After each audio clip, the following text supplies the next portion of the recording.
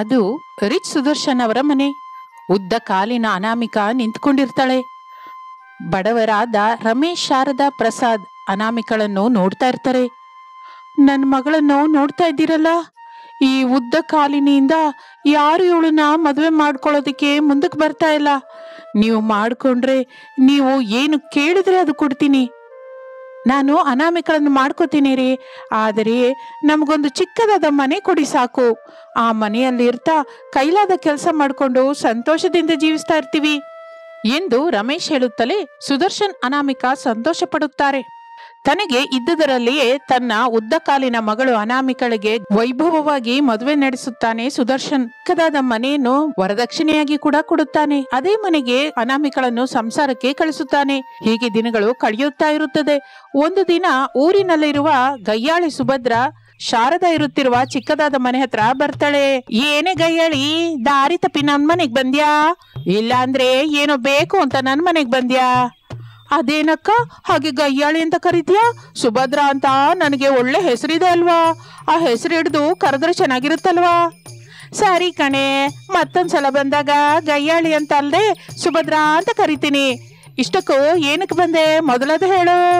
ಕಡ ಕೊಡೋದಕ್ಕೆ ಮನೆಯಲ್ಲಿ ಯಾವ ಸಾಮಾನೂ ಇಲ್ಲ, ಸಾಲ ಕೊಡೋದಕ್ಕೆ ಮನೆ ತುಂಬಾ ದುಡ್ಡು ಕೂಡ ಇಲ್ಲ. ಶಾರದಕ್ಕ, ನಾನ್ ಕೇಳಿದ್ದು ನಿಜವೇನಾ? ಮೊದಲು ನೀನು ಏನ್ ಕೇಳಿದ್ಯೋ ಅದು ಹೇಳು. ಅದು ನಿಜವ ಸುಳ್ಳೋ ನಾನ್ ಹೇಳ್ತೀನಿ. ಕೇಳಿದ್ದು ಹೇಳದೆ ನಿಜನ ಸುಳ್ಳ ಅಂತ ನನ್ನ ಯಾಕೆ ಕೇಳ್ತೀಯಾ? ಅದೇನಕ್ಕ, ನೀನು ಉದ್ದ ಕಾಲಿನ ಸೊಸಿನ ಮನೆ ಕೆಲ್ಸಕ್ಕಾಗಿ ರೆಂಟ್ಗೆ ಕೊಡ್ತಾ ಇದೀಯಂತಲ್ಲ, ಆ ಮಾತು ನಿಜವ ಸುಳ್ಳ ಅಂತ ಕೇಳ್ತಾ ಇದ್ದೀನಿ. ನಿಜ ಕಣೆ ಗಯ್ಯಾಳಿ, ಮನೆಯಲ್ಲಿ ಕೆಲಸ ಮಾಡ್ಕೊಳ್ಳೋದಕ್ಕೆ ನಮ್ಮ ಹೆಂಗಸರು ಎಷ್ಟು ಕಷ್ಟ ಪಡ್ತಾ ಇದ್ದಾರಂತಲ್ಲ. ಫ್ಯಾನ್ ಒರೆಸ್ಕೊಳ್ಳೋದಕ್ಕೆ, ಮನೆ ಗೋಡೆಗೆ ಹಿಡಿದ ಧೂಳು ಒರೆಸ್ಕೊಳ್ಳೋದಕ್ಕೆ, ಹೀಗೆ ಎಷ್ಟೋ ಕೆಲಸ ಮಾಡ್ಕೊಳ್ಳೋದಕ್ಕೆ ಹೆಂಗಸರು ಕಷ್ಟ ಪಡ್ತಾ ಇದ್ದಾರಲ್ವಾ? ಹೌದು ಶಾರದಕ್ಕ, ಅದಕ್ಕೆ ನಾನು ಈ ಹೊಸ ವ್ಯಾಪಾರ ಶುರು ಮಾಡಿದ್ದೀನಿ ಗಯ್ಯಾಳಿ. ವ್ಯಾಪಾರನಾ? ಹೌದೇ ಗಯ್ಯಾಳಿ. ಎಷ್ಟು ಕೆಲಸ ಇದೆಯೋ ಅಂತ ಹೇಳ್ಬೇಕು, ಎಷ್ಟು ಟೈಮ್ ಹಿಡಿಯುತ್ತೆ ಅಂತ ಹೇಳ್ಬೇಕು. ಆ ಟೈಮ್ ಕೇಳ್ಬಿಟ್ಟು ರೆಂಟ್ ಕಟ್ಟಬೇಕು. ರಸೀದಿ ತಗೊಂಡ್ಮೇಲೆ ಸೊಸೆ ಅನಾಮಿಕಾ ರೆಡಿಯಾಗಿ ನಿಮ್ ಮನೆಗ್ ಬರ್ತಾಳೆ. ಚಕ ಅಂತ ಕೆಲಸ ಮಾಡಿ ತಿರುಗಿ ನಮ್ಮ ಮನೆಗ್ ಬರ್ತಾಳೆ ಅನ್ನೋ ಮಾತು ಎಂದು ಶಾರದಾ ವಿವರವಾಗಿ ಹೇಳುತ್ತಲೇ ಸುಭದ್ರ ಆಶ್ಚರ್ಯದಿಂದ ಬಾಯಿ ತೆಗೆಯುತ್ತಾಳೆ. ಏನೇ ಗಯ್ಯಾಳಿ, ಮೊದಲು ಆ ಕಪ್ಪೆ ಬಾಯಿನ ಮುಚ್ಚಿಬಿಡು ಎಂದು ಹೇಳುತ್ತಲೇ ಸುಭದ್ರ ಗಬಕ್ಕಂತ ತನ್ನ ಬಾಯಿ ಮುಚ್ಕೋತಾಳೆ. ಅದಕ್ಕೆ ನನ್ನ ಉದ್ದ ಕಾಲಿನ ಸೊಸೆ ಇರುವಾಗ ನಿಮ್ಗೇನಕ್ಕೆ ಕಷ್ಟ ದಂಡಕ್ಕೆ ಅಂತ ಬೋರ್ಡ್ ಕೂಡ ಮಾಡಿಸಿದೀನಲ್ಲ, ಮನೆ ಮುಂದೆ ಇಡಿಸ್ತೀನಿ. ಶಾರದಕ್ಕ, ಒಂದ್ಸಲ ನಿನ್ನ ಉದ್ದ ಕಾಲಿನ ಸೊಸೆನ ಕರಿಯಕ್ಕ, ನಾನ್ ನೋಡ್ತೀನಿ. ನಾನು ಅಂದ್ಕೊಂಡಿದ್ದ ಕೆಲಸ ಮಾಡ್ತಾಳೋ ಇಲ್ವೋ ನೋಡ್ಬೇಕಲ್ಲ. ಸರಿ ಕಣೆ ಸೊಸೆ. ಏನಮ್ಮ, ನಮ್ಮ ಮನೆಗೆ ನೆಂಟರು ಬಂದಿದ್ದಾರೆ, ಟೀ ತಗೊಂಬಾ ಎಂದು ಹೇಳುತ್ತಲೇ ಮನೆಯ ಹಿತ್ತಲಿನಲ್ಲಿ ತನಗೆ ಅನುಕೂಲವಾಗಿ ಏರ್ಪಾಟು ಮಾಡಿಕೊಂಡ ಅಡಿಗೆ ಒಲೆಯ ಹತ್ತಿರ ಉದ್ದ ಕಾಲಿನ ಅನಾಮಿಕಾ ಟೀ ಮಾಡ್ತಾ ಇರ್ತಾಳೆ. ಹಾಗೆ ಅತ್ತೆ ಎಂದು ಗಟ್ಟಿಯಾಗಿ ಹೇಳುತ್ತಾಳೆ. ಇನ್ನು ಶಾರದಾ ಸುಭದ್ರ ಇಬ್ಬರು ಮಾತನಾಡಿಕೊಳ್ತಾ ಇರ್ತಾರೆ. 1-2 ನಿಮಿಷ ಕಳೆದ ನಂತರ 2 ಟೀ ಕಪ್ ಇರುವ ಟ್ರೇನ್ ತೆಗೆದುಕೊಂಡು ಅವರ ಹತ್ತಿರಕ್ಕೆ ಬರ್ತಾಳೆ. ಅನಾಮಿಕಾ ಉದ್ದವಾಗಿರುವುದರಿಂದ ಸುಭದ್ರ ಟೀ ಕಪ್ ನ ತೆಗೆದುಕೊಳ್ಳಲಾರದೆ ಹೋಗ್ತಾಳೆ. ಸೊಸೆ, ಆ ಟೀ ಕಪ್ ಸಿಗ್ತಾ ಇಲ್ಲ, ನೀನೇ ಕೊಡು ಎಂದು ಸುಭದ್ರ ಕೇಳುತ್ತಲೇ ಅನಾಮಿಕಾ ಟೀ ಕಪ್ ತೆಗೆದು ಸುಭದ್ರಳಿಗೆ ಕೊಡುತ್ತಾ ಇರುವಾಗ ಕೈ ಬಿಡುತ್ತಾಳೆ. ಅಷ್ಟೇ, ಬಿಸಿ ಬಿಸಿಯಾದ ಟೀ ಸುಭದ್ರಳ ಮೇಲೆ ಬೀಳುತ್ತೆ. ಸುಭದ್ರಳ ಮುಖ ಸುಟ್ಟು ಹೊಗೆ ಬರ್ತಾ ಇರುತ್ತೆ. ಏನೇ ಸುಭದ್ರ, ನೀನ್ ಅಂದ್ಕೊಂಡ ಕೆಲ್ಸಕ್ಕೆ ನನ್ನ ಉದ್ದ ಕಾಲಿನ ಸೊಸೆ ಕೆಲ್ಸಕ್ಕೆ ಬರ್ತಾಳ? ಆಗತ್ತೆ ಅಂದ್ರೆ ಗಂಟೆಗೆ 1000 ರೂಪಾಯಿ ಅಡ್ವಾನ್ಸ್ ಆಗಿ 3 ಗಂಟೆದು 3000 ಕಟ್ಟಬೇಕು. ಮುಖ ಸುಟ್ಟು ನಾನು ಒದ್ದಾಡ್ತಾ ಇದ್ರೆ ವ್ಯಾಪಾರದ ಬಗ್ಗೆ ನೀನು ಮಾತಾಡೋದೇನು ಚೆನ್ನಾಗಿರಲ್ಲಕ್ಕ. ಸರಿ ಕಣೆ ಗಯ್ಯಾಳಿ, ಶಿವಗಾಮಿ 2 ಗಂಟೆ ಕೇಳಿದಾಳೆ.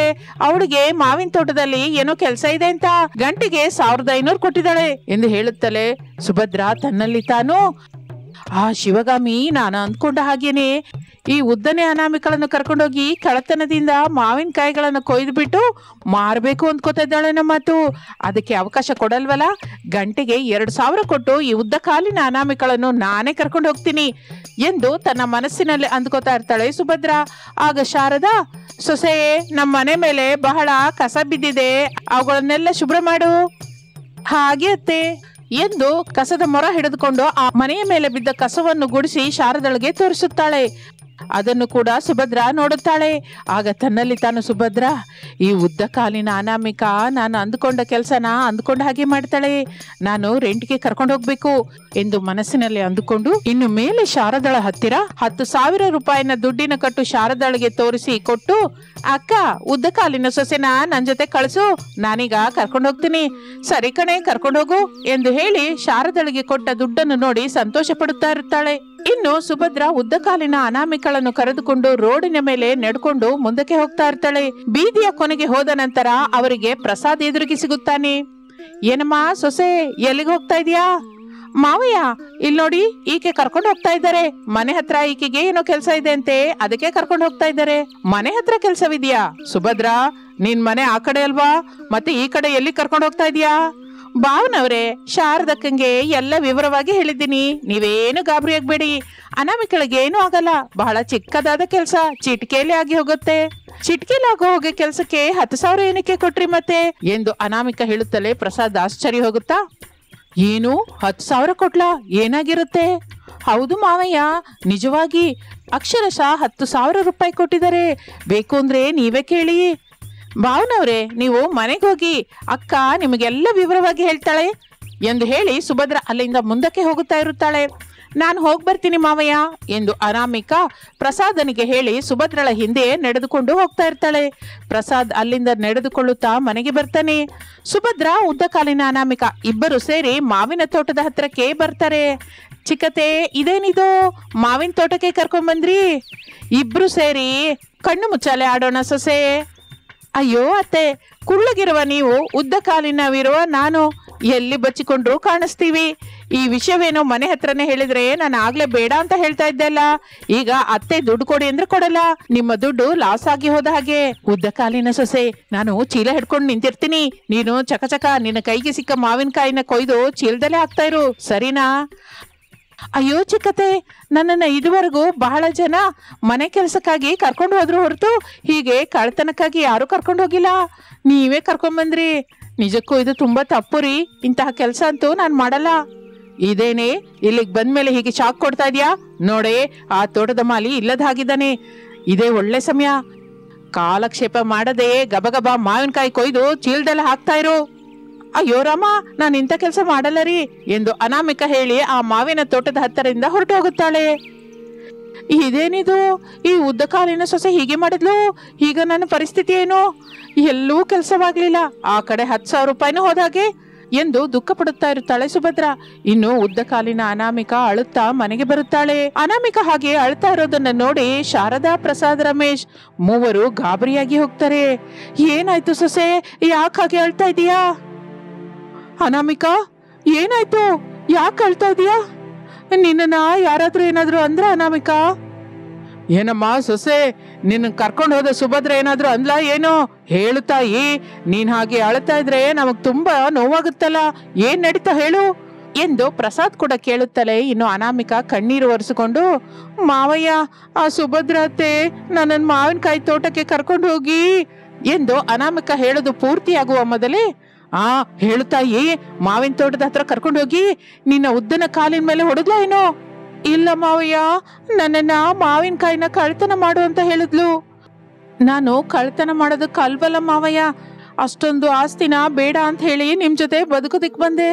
ಹೌದಮ್ಮ ಸೊಸೆ, ಕೇಳಿದ್ಯಾ ಶಾರದಾ, ಈ ವಿಷಯ ಭಾವನವ್ರಿಗೆ ತಿಳಿಸಿದ್ರೆ ಏನಾಗುತ್ತೆ? ತಪ್ಪಾಗೋಯ್ತು ಸೊಸೆ, ಈ ವಿಷಯ ಮಾತ್ರ ನಿಮ್ಮ ಅಪ್ಪಗೆ ಹೇಳ್ಬೇಡ. ಇನ್ನು ಮೇಲಿಂದ ನಿನ್ನ ಹತ್ರ ಎಂಥ ಕೆಲಸನೂ ಮಾಡ್ಸಲ್ಲ. ಒಂದು ವಿಧದಿಂದ ಹೇಳಬೇಕು ಅಂದ್ರೆ ಈಗ ನಾವಿರ್ತಾ ಇರೋ ಮನೆ ಕೂಡ ನಿಮ್ ತಂದೆಯವರೇ ಕೊಟ್ಟಿದ್ದು ಸೊಸೆ. ಅನಾಮಿಕಾ, ಅಮ್ಮ ಅಂತೂ ಸಾರಿ ಹೇಳಿದ್ರಲ್ಲ, ನೀನೇನು ಅಳ್ಬೇಡ, ದುಃಖ ಪಡಬೇಡ. ಇನ್ನು ಮೇಲಿಂದ ನಿನ್ನ ಅಮ್ಮ ಎಂತಹ ಕೆಲ್ಸಕ್ಕೂ ಕಳ್ಸಲ್ಲ ಬಿಡು. ಮನೆ ಕೆಲಸ ಮಾಡೋದಕ್ಕೆ ನನಗೆ ಎಂತಹ ಕಷ್ಟನೂ ಇಲ್ಲ ರಾಮ್.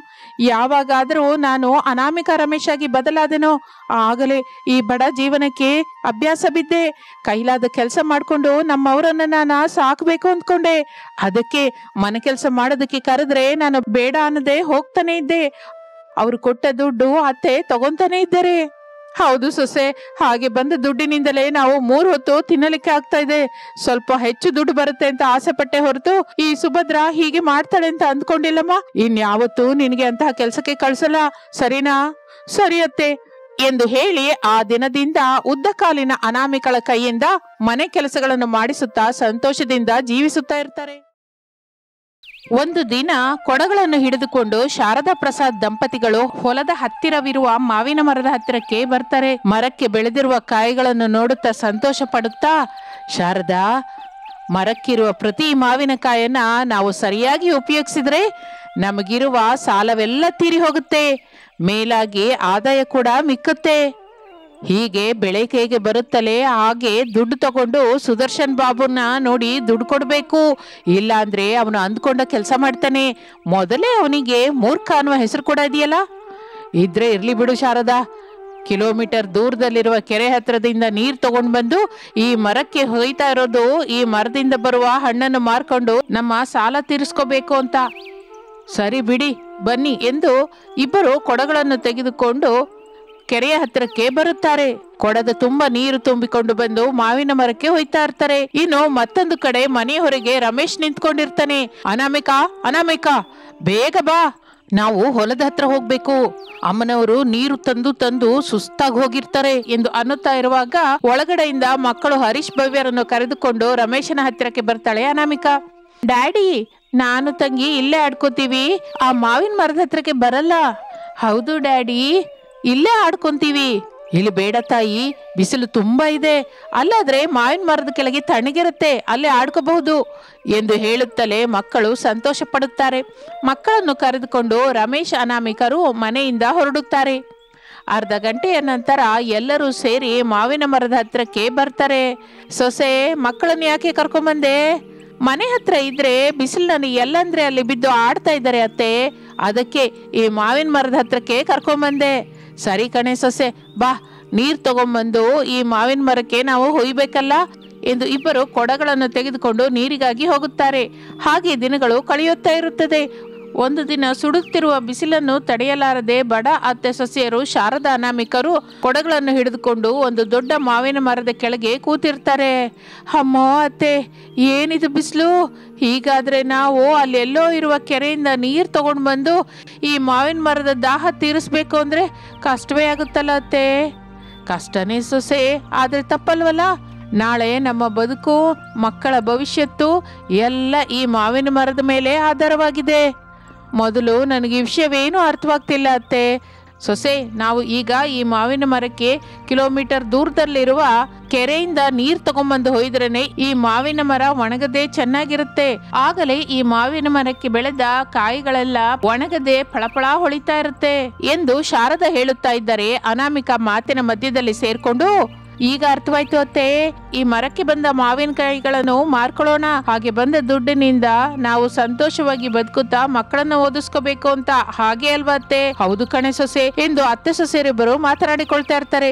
ಇನ್ನು ತಂದೆ ಮಗ ಪ್ರಸಾದ್ ರಮೇಶರು ತಲೆ ಮೇಲೆ ಕೊಡಗಳನ್ನು ಹಿಡ್ಕೊಂಡು ನೀರ್ ತಗೊಂಡ್ಬರ್ತಾ ಇರ್ತಾರೆ.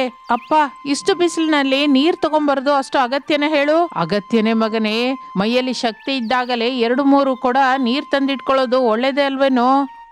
ಏನ್ ಒಳ್ಳೇದೇನೋ ಅಪ್ಪ, ಈ ಬಿಸಿಲಿಗೆ ತಲೆ ತಿರುಗ್ತಾ ಇದೆ, ನಡೆಯಲಾರದೆ ಕಾಲು ಸುಡ್ತಾ ಇದೆ, ನೆತ್ತಿ ಮೇಲಿರೋ ಕೊಡಗಳನ್ನು ಹಿಡಿಯಲಾರದೆ ಕೈಗಳನ್ನು ಎಳಿತಾ ಇದೆ. ಸರಿ ಕಣೋ ಮಗನೆ, ಸ್ವಲ್ಪ ಹೊತ್ತು ಮಾವಿನ ಮರದ ನೆರಳಲ್ಲಿ ಕೂತ್ಕೊಳ್ಳೋಣ ಬಾ ಎಂದು ಇಬ್ಬರು ಮಾತನಾಡಿಕೊಂಡು ದೊಡ್ಡದಾಗಿರುವ ಮಾವಿನ ಮರದ ಹತ್ರಕ್ಕೆ ಬರ್ತಾರೆ. ಆ ಮಾವಿನ ಮರದ ಕೆಳಗೆ ಅತ್ತೆ ಸೊಸೆಯರು ಶಾರದಾ ಅನಾಮಿಕರು ಕೊಡಗಳನ್ನು ಹಿಡ್ಕೊಂಡು ಕೂತಿರ್ತಾರೆ.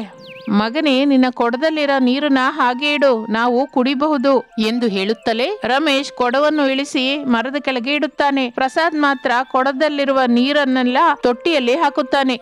ಇನ್ನು ಇಬ್ಬರು ಸೇರಿ ಆ ಮಾವಿನ ಮರದ ಕೆಳಗೆ ಇರುವ ಅತ್ತೆ ಸೊಸೆಯರ ಜೊತೆ ಕೂತ್ಕೊಂಡು ಮಾತಾಡ್ತಾ ಇರ್ತಾರೆ. ಏನಯ್ಯ, ಅನ್ನ ಹಾಕ್ಲಾ? ನೀನು ಮಗ ತಿಂತೀರಾ? ತಿಂತೀವಿ ಹೊರತು ಮೊಮ್ಮಗ ಮೊಮ್ಮಗಳು ಎಲ್ಲಿ ಶಾರದಾ? ಕಾಣಿಸ್ತಾ ಇಲ್ಲ ಎಂದು ಕೇಳುತ್ತಾನೆ. ಆಗ ಮರದ ಮೇಲಿರುವ ಒಂದು ಕೊಂಬೆ ಮೇಲೆ ಕೂತ್ಕೊಂಡ ಹರೀಶ್ ಭವ್ಯ ಹೀಗಂತಾರೆ. ಓ ತಾತ, ಮರದ ಮೇಲಕ್ಕೆ ಇಲ್ಲಿ ನೋಡು, ನಾನು ತಂಗಿ ಇಬ್ರು ಮರದ ಮೇಲೆ ಕೂತಿದ್ದೀವಿ ಎಂದು ಹೇಳುತ್ತಲೇ ಎಲ್ಲರೂ ಮೇಲಕ್ಕೆ ನೋಡುತ್ತಾರೆ. ಹರೀಶ್ ಭವ್ಯ ಒಂದೊಂದು ಕೊಂಬೆ ಮೇಲೆ ಕೂತಿರ್ತಾರೆ. ಇಬ್ಬರು ನಗ್ತಾ ಇರ್ತಾರೆ. ಎಲ್ಲರೂ ಭಯ ಪಡ್ತಾ, ಅಯ್ಯೋ ಮೊಮ್ಮಗನೇ, ಬೀಳ್ತೀರಿ ಕಣ್ರೋ, ಮರಗಳನ್ನು ಗಟ್ಟಿಯಾಗಿ ಹಿಡ್ಕೊಳ್ಳಿ. ಅಜ್ಜಿ, ನಾನು ಗಟ್ಟಿಯಾಗಿ ಹಿಡ್ಕೊಂಡಿದ್ದೀನಿ, ನೀನೇನು ಭಯ ಪಡಬೇಡ. ಅಮ್ಮ ಭವ್ಯ, ಜಾಗ್ರತೆಯಾಗಿ ಕೂತ್ಕೊಳ್ಳಮ್ಮ. ಆದ್ರೂ ನೀವಿಬ್ರು ಮಾವಿನ ಮರ ಏನಕ್ಕೆ ಹತ್ತದ್ರಿ?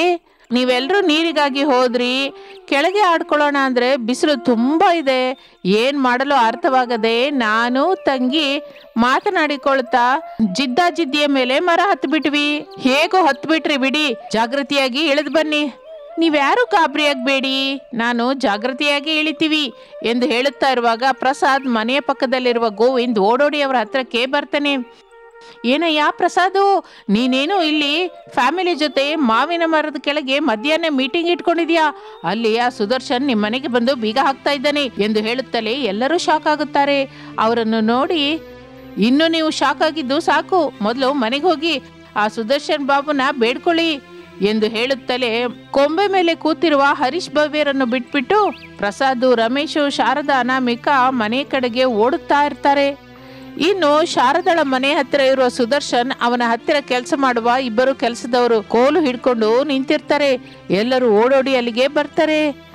ಏನು ಸ್ವಾಮಿ ಇದು, ಮನೆ ಹತ್ರ ಯಾರು ಇಲ್ದಾಗ ಬಂದು ಹೀಗೆ ಮಾಡೋದು ಒಳ್ಳೆ ಪದ್ಧತಿ ಅಲ್ಲ. ಪದ್ಧತಿಗಳ ಬಗ್ಗೆ ನೀನ್ ಹೇಳ್ತಿದ್ಯಾ ಪ್ರಸಾದು? ತಗೊಂಡ ದುಡ್ಡು ನಾಳೆ ಕಟ್ತೀನಿ, ನಾಡಿದ್ ಕಟ್ತೀನಿ, 1 ತಿಂಗಳ ನಂತರ ಕಟ್ತೀನಿ, 2 ತಿಂಗಳ ನಂತರ ಕೊಡ್ತೀನಿ ಅಂತ ಹೇಳ್ದೆ. ಹೀಗೆ ಎಷ್ಟು ಮಾತು ಹೇಳ್ತೀಯಾ? ಅಯ್ಯ, ಕುಟುಂಬ ಪರಿಸ್ಥಿತಿ ಹಾಗಿದೆ ಸ್ವಾಮಿ.